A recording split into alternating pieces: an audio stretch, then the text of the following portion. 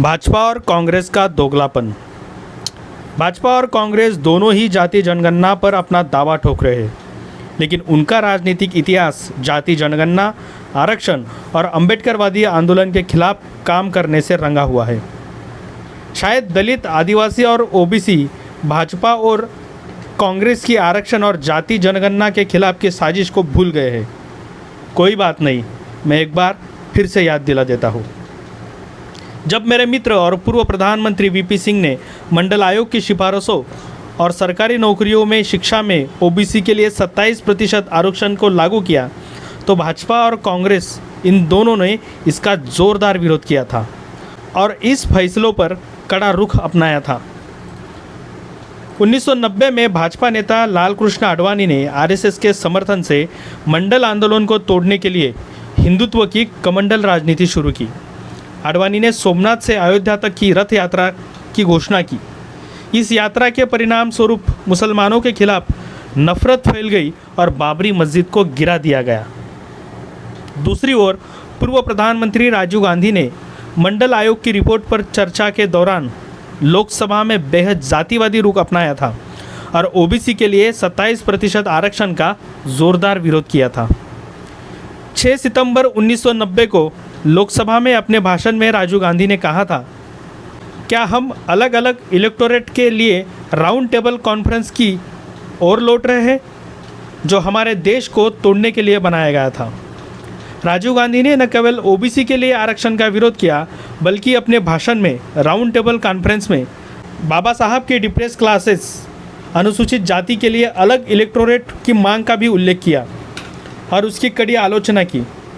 उन्होंने बाबा साहब की अलग इलेक्टोरेट की मांग को देश तोड़ने की साजिश बताया और इस ओबीसी आरक्षण के संदर्भ में एक उदाहरण के रूप में इस्तेमाल किया। यह भाजपा और कांग्रेस का असली चेहरा है। दोनों ही जातिवादी और आरक्षण के खिलाफ है। इन्हीं दिनों में अपने साथियों वीपी सिंह, लंकेश्वर गुरुजी, शांताराम पंदेरे, मखराम पवार, दशरथ बांडे, चंदन तेलंग, प्राध्यापक सुभाष पटनायक, मंगलताई खिवसरा, हरिभाऊ शिकलकार जैसे मेरे साथियों के साथ मिलकर महाराष्ट्र में मंडल आंदोलन को आगे बढ़ाने और आरक्षण के लिए मजबूत आंदोलन खड़ा करने के लिए काम कर रहा था। देश के अन्य भागों में आरक्षणवादियों ने भी यही किया था, जबकि भाजपा और कांग्रेस इसके विरोध में खड़ी रही। यह भाजपा और कांग्रेस द्वारा अपनाए गए आरक्षण विरोधी रुख की बस एक छोटी सी झलक थी। अभी भाजपा और कांग्रेस द्वारा अपनाई गई हाल फिलहाल की घटनाओं पर नज़र डालते हैं। 2021 और 2023 में संसद के सवालों के जवाब में भाजपा के नेतृत्व वाली सरकार ने कहा कि आगामी जनगणना में जाति को शामिल करने की कोई योजना नहीं है। केंद्र सरकार ने 2021 में सुप्रीम कोर्ट को बताया कि जातिवार जनगणना को 1951 के बाद से नीतिगत तौर पर छोड़ दिया गया है।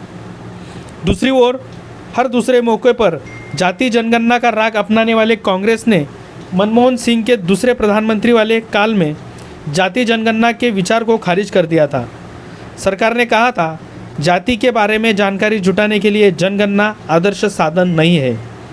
आरक्षणवादियों के दबाव के बाद कांग्रेस को 2011 में सामाजिक और आर्थिक जाति जनगणना करानी पड़ी, लेकिन कांग्रेस ने भी ये आंकड़े सार्वजनिक तौर पर कभी लाए नहीं। भाजपा और कांग्रेस को सिर्फ दलितों, आदिवासी और पिछड़ों के वोट चाहिए। दोनों का सामाजिक न्याय, आरक्षण और बाबा साहब से कोई लेना देना नहीं है। जैसे गिरगिट शिकार करते समय रंग बदलता है, वैसे ही भाजपा और कांग्रेस ने आपको बेवकूफ़ बनाने के लिए अपना रंग बदल लिया है। भाजपा और कांग्रेस दोनों ने ही अंबेडकरवादियों के जाति विरोधी आंदोलन से नारे और एजेंडे चुराए हैं। दशकों तक आदिवासी, दलित और ओबीसी की मांगों को खारिज करने के बाद आज भाजपा और कांग्रेस ने हमारे पूर्वजों खून पसीने से पिता के और त्याग से बने आरक्षण आंदोलन को अपना बता के देश के सामने अपनी सफलता बात के राजनीतिक फ़ायदा उठाना चाह रहे हैं। यह भाजपा और कांग्रेस का दोगलापन है।